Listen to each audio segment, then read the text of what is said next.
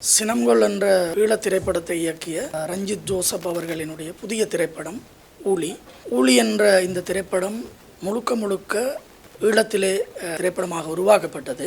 இந்த படம் எதை பற்றியது என்றால் 2009ஆம் ஆண்டு இன அழிப்பு யுத்தம் நிறைவுக்கு கொண்டு வரப்பட்ட தருணத்தில் தமிழர்களுக்கு விடுதலை அளிக்கப்பட்டு 2 நாடுகள் ஒன்றாக்கப்பட்டதாக ஆட்சியாளர்களால் அறிவிக்கப்பட்ட ஒரு தருணம். ஈழத்தினுடைய கிழக்கில் தொடங்கக்கூடிய ஒரு கதை. 2009க்கு பிந்தைய கட்டமைக்கப்பட்ட இனவழிப்பு சூழலிலே ஒரு சிறுவனின் வாழ்வு, பராயம், கல்வி எவ்வாறு நகர்கிறது, எவ்வாறு சீரழிகிறது என்பதை பற்றி பேசுகின்ற மிக முக்கியமான ஒரு படம்.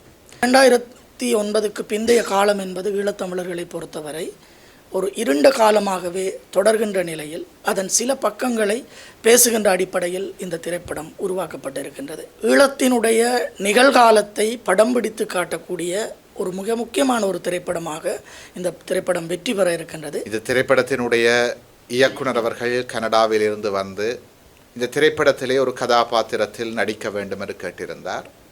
முதலில் எனக்கு பல தயக்கங்கள் இருந்தது. அப்பொழுது அவர் தான் இயக்கிய முதலாவது திரைப்படமான சினம்கொள் பற்றி கூறியிருந்தார். அதற்கப்புறம் அவருடைய முதலாவது திரைப்படத்தை நான் பார்வையிட்டேன்.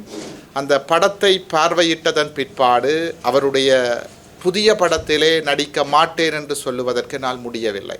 அற்புதமான சினம்கொள் என்ற திரைப்படத்தை இயக்கிய ரஞ்சித் ஜோசப்பினுடைய 2வது திரைப்படம், முழுநீள திரைப்படம், பல கோடிகளை கொட்டி செதுக்கப்பட்டிருக்கிற திரைப்படம் ஊழி. இந்த திரைப்படத்திற்கு உங்கள் அனைவருடைய ஆதரவையும் கேட்டு இன்று நாங்கள் பத்திரிகையாளர்களை, ஊடக உறவுகளை சந்திக்கிறோம். தமிழர்களினுடைய படம், ஈழத்தமிழர்களுடைய படம்.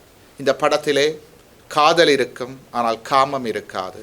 எங்களுடைய வாழ்வியல் இருக்கும், அழகிய பண்பாடு இருக்கும், நாங்கள் தவற விட்டவைகள் இருக்கும், ஏங்குபவைகள் இருக்கும். குறிப்பாக இன்றைய இளம் தலைமுறை பார்க்க வேண்டிய படம்.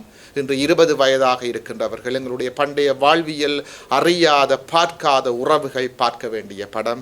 இது நிச்சயமாக தமிழர்களினுடைய வரலாற்றிலே இடம்பெறப் போகின்ற ஒரு கலை படைப்பாக இருக்கும். இந்த திரைப்படத்தினுடைய வெற்றி ஈழ சினிமாவினுடைய, விசேடமாக ஈழ தமிழ் சினிமாவினுடைய அடுத்த கட்ட பரிணாமமாக இருக்கும்.